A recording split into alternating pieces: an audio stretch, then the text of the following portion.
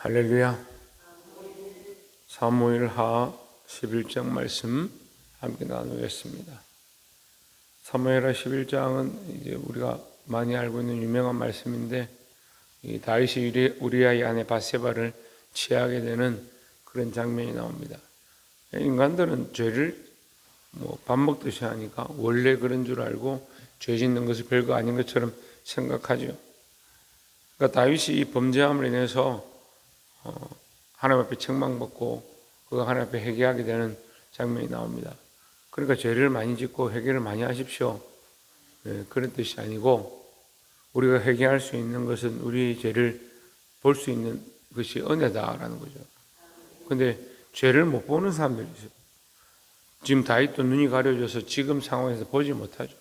결국 깨닫고 하나님 앞에 엎드렸기 때문에 그가 훌륭한 사람이 되는 거죠. 우리는 다 죄인입니다. 하나님 앞에 빨리 회개하고 돌이키는 자가 훌륭한 사람이고 하나님이 인정하시는 자다라는 거죠.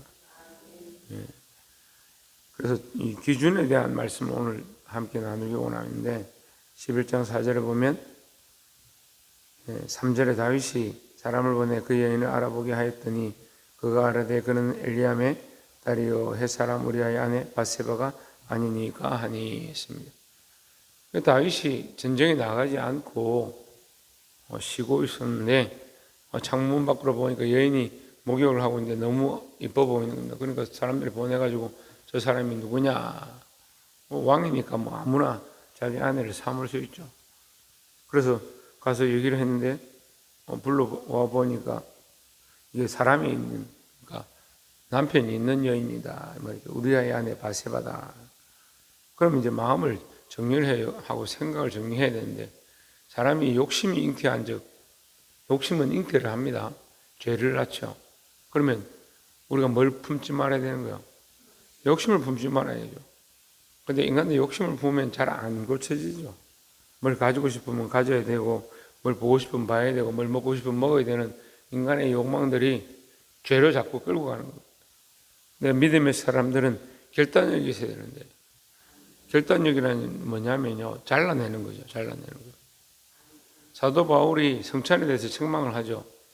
신약교회, 초대교회에 대해서 성찬에 대해서 책망하는데, 그리스도의 몸을 우리가 기억하고 그의 찢으심을 생각하고 떡을 쪼개고 그의 피 흘림을 생각하고 포도주를 마셔야 되는데, 사람들이 어떻게 하냐면 자기가 먹고 싶은 만큼 뜯어서 먹어버리니까 뒤에 오는 사람들은 먹을 게 없는 겁니다.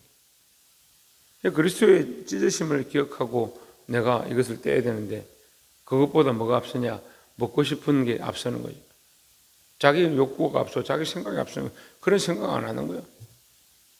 그러니까 우리의 욕망과 생각이 교회에 있지만 뭘 하느냐? 내가 하고 싶고 내가 먹고 싶은 것을 더 사랑하니까 주를 사랑하는 것보다 육체를 따라 사는 모습들이 많이 있다라는 거죠.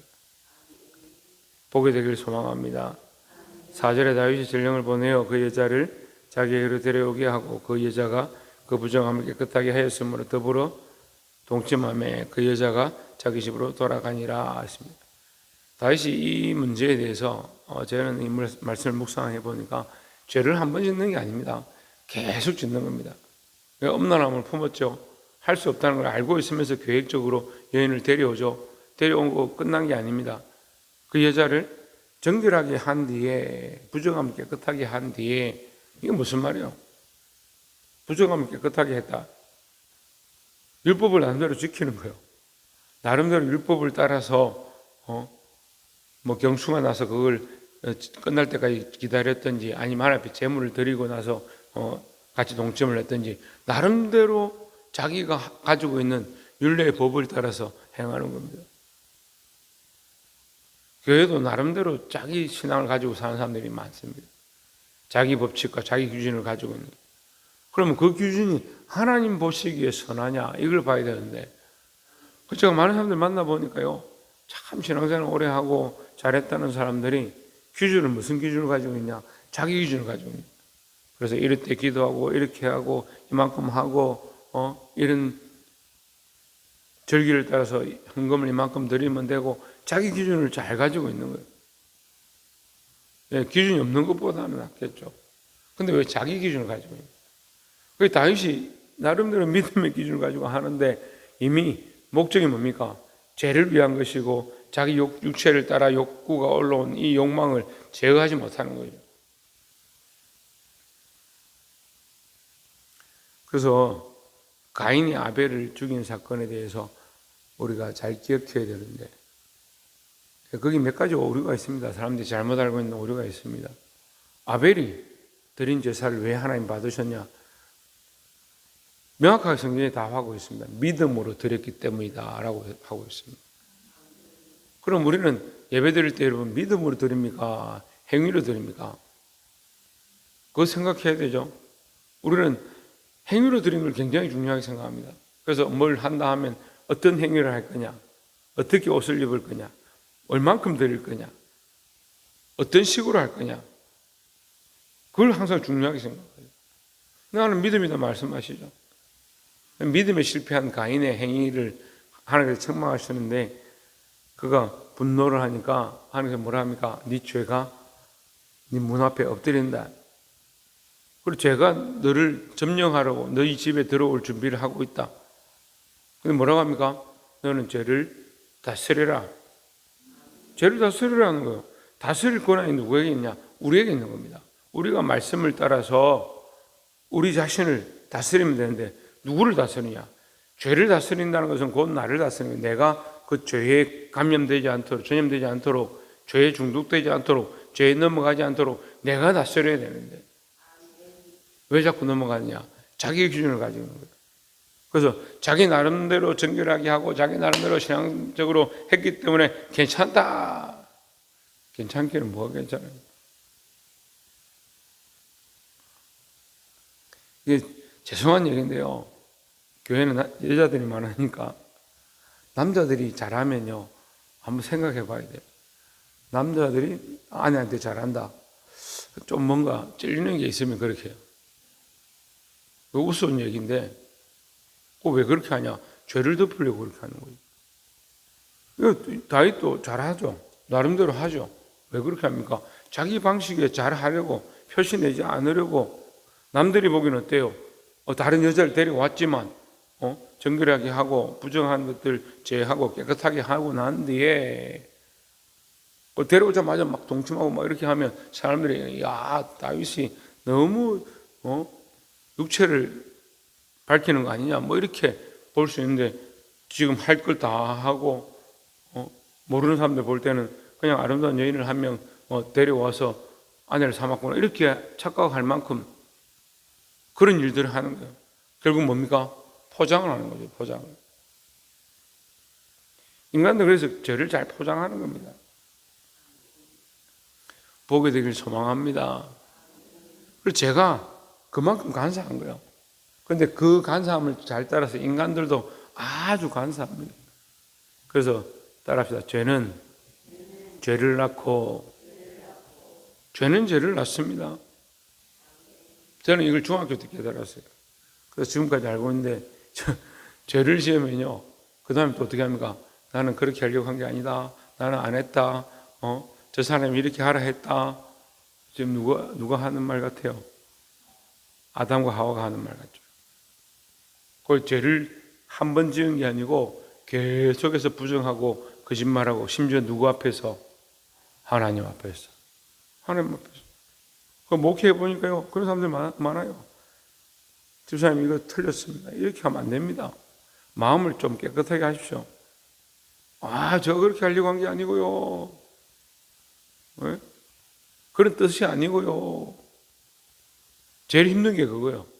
아니 영적으로 좀 깨어있고 말씀 좀 알아듣고 한마디 하면 목사님 제가 이렇게 하겠습니다 할 만한 사람들이 그렇게 하는 게 틀렸습니다 하면 아니요 그게 그런 뜻이 아닙니다. 목사님 왜 제 마음을 몰라줍니까?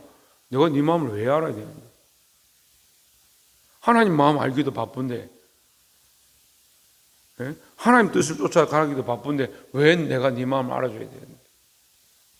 섭섭합니다 목사님. 나는 더 섭섭하다 진짜. 왜 섭섭해야 되는데? 오늘 지금까지 다윗에 대한 이 신뢰와 그의 그 변하지 않은 일양 그리스도의 모양을 닮은 모습이나 하루아침에 그냥 다 무너져요. 인간적인 이 껍데기를 얼마나 포장을 하는지. 그래서 어떻게 하냐? 우리아를 부릅니다. 자기가 이미 범죄했으니까 7절에 우리아가 다윗에게 이름에 다윗이 요압의 안부와 군사의 안부와 싸움이 어떠했는지를 묻고 우리아 보고 가서 자라고. 네 아내하고 같이 자라. 우리아가 뭐라고 합니까? 나는 요압도 전쟁 중에 있고 군사들도 전쟁 중에 있고 내 주의 종으로서 그렇게 할 수 없다. 그렇게 하고 자라고 했는데 잔치 음식까지 다 줬는데 우리 아내에게 가지 않고 어떻게 해요? 그 밖에서 진 밖에서 자는 거예요. 우리하고 훨씬 이게 보면 믿음이 있는 거죠. 얼마나 신실합니까? 다시 또 부릅니다. 불러 책망합니다. 왜 내 말을 듣지 않고 집에 와서 안 자냐? 왜 자라고 하겠어요? 왜 자라고 하겠어요? 자기가 그 여인과 동침한 거 그거 숨기려고 자라고 하는 거죠. 그 죄를 덮으려고 죄를 짓고 있는 거예요, 지금. 죄가 죄를 낳고 있는 것에 계속 말하는 겁니다. 다시 불러가지고 억지로 술을 먹입니다. 우리에게 술을 먹이고 너 내 말 듣고 술을 받아라. 그래서 취하게 만드는 겁니다. 그런데도 우리 아는 어떻게 합니까? 돌아가서 집에 가라니까 안 가고 집 밖에서 잡니다. 대단합니다. 이걸 보면 오히려 우리 아가 더 믿음으로 사는 거예요. 15절에 그 편지에 써서 이르기를 너희가 우리아를 맹렬한 싸움에 앞세워 두고 너희는 뒤로 물러가서 그로 맞아 죽게 하라 하였더라 했습니다. 여러분, 가인과 다를 게 뭐 있습니까? 가인이 아벨을 죽인 사건과 다를 게 뭐 있습니까? 가인과 아벨 때는 2명밖에 없었지만 여기는 군사들도 많고 사람도 많고 권세도 많고 그렇게 된 거 일부러 죽인 거죠. 그러니까 가인과 똑같습니다. 이 다윗은 가인이 하는 짓을 한 겁니다. 그런데 이것은 다윗이 한 짓으로 볼 게 아니고 우리가 한 짓으로 봐야 돼요. 우리가요 하지 말아야 될 것을 하고 있을 때가 많이 있어요. 잘못됐다 생각할 때 빨리 돌이켜야 됩니다. 죄가 더 커지지 않도록, 죄가 죄를 더 낳지 않도록 빨리 회개하시기를 주 이름으로 축원합니다. 우리 안에 성령이 있다. 우리 속에 성령이 있다는 게 무슨 차이냐? 죄를 깨닫게 하는 겁니다. 죄를 깨닫게 하고 죄를 알게 하실 때에 빨리 돌이키는 거예요.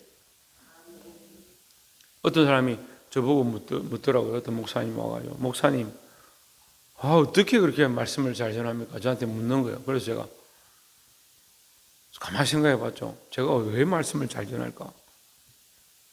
저는 이런 말 하는 굉장히 민망해 하는데 어쨌든 제가 왜 말씀을 잘 전할까? 이렇게 생각해 보니까 죄를 잘 깨닫는 거예요. 보니까 저는 정말 죄가 많고 정말 더러운 사람이에요. 죄를 잘 본다.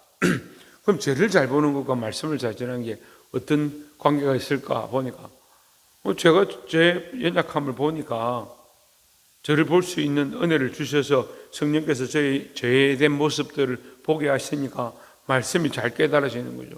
말씀을 통해서 나의 죄인됨을 적용할 수 있으니까 돌이킬 수 있으니까 조명하게 하시는 은혜를 보는 거죠. 근데 지금 이 사무엘하 11장 넘어가서 12장에 가면요 나단 선지자가 와서 얘기하는데 다윗이 듣지 않죠. 지금 상황에서 다윗이 잘 듣지 않습니다. 이 상황이 여러 가지로 우리아가 말해주는데도 듣지 않습니다. 지금 앞에 온 사람이 바세바가 우리아의 아내입니다라고 하는데도 듣지 않습니다. 들을 기회가 몇 번 있었습니다. 그런데 듣지 않습니다. 왜요? 죄가 이미 문 앞에 와서 엎드려 버렸어요. 다스리지 못하고 있는 거예요. 자기를 보는 것, 자기 죄를 볼 수 있는 것, 자기의 연약함을 볼 수 있는 것, 그게 은혜다라는 거죠. 그래서 말씀을 아무리 잘 듣고 이제 적용을 하면 이렇게 되는 거예요. 말씀을 아무리 잘 듣고 기도를 아무리 열심히 해도 자기 죄를 보지 못하고 회개하지 못하면 하나님 앞에 정결하지 못한 것이다 라는 거죠. 그래서 늘 회개하고 정결하게 되기를 주의 이름으로 축원합니다. 25절에 다윗이 전령에게 이르되 너는 요압에게 이같이 말하기를 일로 걱정하지 말라. 칼은 이 사람이나 저 사람이나 삼키느니라. 그 성을 향하여 더욱 힘써 싸워 함락시키려 하여 그를 담대하게 하라 하니라 하십니다. 여러분 이거 거짓말이죠. 왜 거짓말이에요? 지금 우리아에게 전쟁에 나가라 하고 요압에게 편지를 써가지고 우리아를 성에 가까이 가게 한 뒤에 너희는 물러나라 이미 지시했죠. 15절 우리가 방금 읽었잖아요. 편지를 해가 지시했잖아요. 지시해놓고 25절에서 뭐라고 합니까? 칼은 이 사람이나 저 사람이나 아무나 삼키느니라 이렇게 했죠. 아무나 삼킨다. 근데 그가 이미 작정을 하고 앞에 보내놓고 뭘 아무나 삼킨다고. 그러니까 지금 다윗이 거짓말하고 있는 겁니다. 근데 이것을 26절에 보시면 우리아의 아내는 그 남편 우리아가 죽었음을 듣고 그의 남편을 위하여 소리내어 우니라. 27절에 그 장례를 마침에 다윗이 사람을 보내 그를 왕궁으로 데려오니 그가 그의 아내가 되어 그에게 아들을 낳으니라. 다윗이 행한 그 일이 여호와 보시기에 악하였더라 했습니다. 그래서 결론이 뭡니까? 결론이 뭐예요? 하나님 보시기에 악하다는 겁니다. 그래서 어떠했고 저떠했고 뭐 이렇게 했고 저렇게 했고 상관이 없어요. 기준은 명확합니다. 하나님 보시기에 악한 겁니다.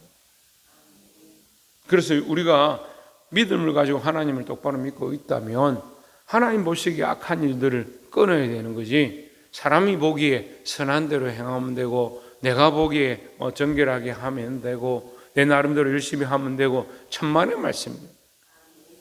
그래서 우리는 하나님 앞에 나올 때마다 뭘 해야 된다? 회개해야 된다. 회개가 가장 중요한 거예요. 회개하지 않는 제사가 무슨 제사입니까? 구약시대 때 번제를 드렸습니다. 지금 우리가 예배드리는 가장 모범이 되는 모양이 번제를 드리는 거죠. 번제를 왜 드립니까? 우리 죄를 불태우기 위해서 드리는 거잖아요. 그럼 번제를 하지 않고 지성소에 들어가면 어떻게 돼요? 죽어요. 그런데 우리는 너무 자신 있고 담대하게 교회로 들어옵니다. 아이고 교회 오니까 좋다, 예배 드리는 게 좋다. 회개하지 않는데 무슨 역사가 있나요? 말씀을 맺겠습니다. 여러분, 바리새인과 서기관들이 손을 씻고 음식을 먹지 아니하는 예수님을 책망하죠. 자기들은 손을 잘 씻었습니다. 그런데 정작 그들의 심령을 씻지 않냐고. 자기들의 죄는 회개치 아니하는 그런 어리석음을 범했습니다. 오늘날 우리에게도 똑같이 하나님 말씀하십니다. 너희 죄가 주홍같이 붉을지라도 흰눈같이 희게 하리라고 약속하셨습니다. 그것도 가만히 있으면요, 회개를 해요. 회개를. 내 죄를 토설하고 자백하고 나는 죄인입니다. 자기를 보는 은혜가 있어야 합니다. 성령이 이미 우리 안에 계시니까 우리 죄를 보게 하십니다. 다윗처럼 죄로 죄를 덮으려 하지 말고 핑계하지 말고 자기 죄를 하나님 앞에 고백함으로 회개 역사가 일어나고 정결하여짐으로 하나님의 기준에 맞는 하나님 뜻에 합당한 삶을 살아가기를 주의 이름으로 축원합니다. 기도하겠습니다.